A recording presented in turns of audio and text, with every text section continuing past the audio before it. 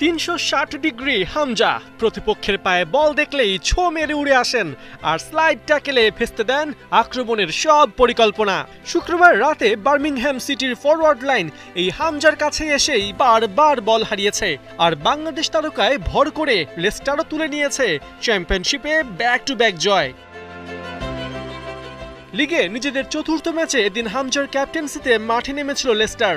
নামতেই হবে জাস্টিনের বিদায়ের পর রাইট ব্যাকে হামজাই যে কোচ মার্তি সিফুয়েন্তেসের ফার্স্ট চয়েস। ম্যাচের 8 মিনিটের মাথায় আব্দুল ফাতাহু ফক্সদের লিড এনে দেন। তবে ফার্স্ট হাফের শেষ দিকে অ্যাটাক গোছানো শুরু করেছিল বার্মিংহাম, কিন্তু সেই অ্যাটাক ওদের পরিকল্পনা পর্যন্তই সীমাবদ্ধ রাখেন হামজা। দারুণ ট্যাকেলে বল কেড়ে নেন বার্মিংহাম ফরওয়ার্ড কুমাসের পা থেকে। কিন্তু 45 মিনিটে একটু গড়বড় করে বসেন। স্লাইড ট্যাকেলের পরিবর্তে বার্মিংহামের ইথান লায়ার্ডকে ফাউল করলে হলুদ কার্ড পেতে হয় হামজাকে। ম্যাচের 70 মিনিটে রীতিমতো ভয় ধরিয়ে দিয়েছিলেন Hamza Chowdhury. Long ball receive করার সময় বার্মিংহাম ফরওয়ার্ড অ্যান্ডারসনের সাথে ধাক্কা লেগে পড়ে যান লেস্টার ক্যাপ্টেন, আর সাথে সাথেই ব্যথায় কুঁকড়ে ওঠেন। কিছুটা সময় মাঠে বসে থাকলেও ব্যথা না কমায় বাধ্য হয়েই পিচ থেকে বের হন। বদলি হিসেবে নামেন রিকার্দো পেরেইরা। 88 মিনিটে এই রিকার্দোর গোলেই 2-0 গোলের জয় নিয়ে মাঠ ছাড়ে লেস্টার সিটি।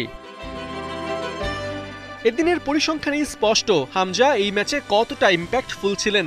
72 মিনিট খেলে বল টাচ করেছেন 66 বার, ফাউলের শিকার হয়েছেন 2 বার, 42টা পাসের মধ্যে সাকসেসফুল হয়েছে 33টা, পাস অ্যাকিউরেসি 79%। শুধু তাই নয়, ফাইনাল থার্ডে 3টার মধ্যে 2টা পাসই ঠিকঠাক দিয়েছেন। এদিন এরিয়াল আর গ্রাউন্ড মিলিয়ে 10টা ডুয়েলে জড়িত ছিলেন হামজা, এর মধ্যে 5টাই হয়েছে সাকসেসফুল, একটা করে আছে ইন্টারসেপশন আর ক্লিয়ারেন্স। স্ট্যাট এই প্রমাণ হামজা কতটা গুরুত্বপূর্ণ হয়ে উঠছেন আর প্রতিপক্ষ তাকে কিভাবে টার্গেট করছে। তবে আপাতত হামজা ফ্যানদের জন্য সুখবর, ম্যাচে পাওয়া চোট গুরুতর নয়। ম্যাচ শেষে হাসি মুখেই লেস্টারের ফ্রেমে সাক্ষাৎকার দিয়েছেন। পরের ম্যাচের জন্য 100% ফিট হামজা চৌধুরী।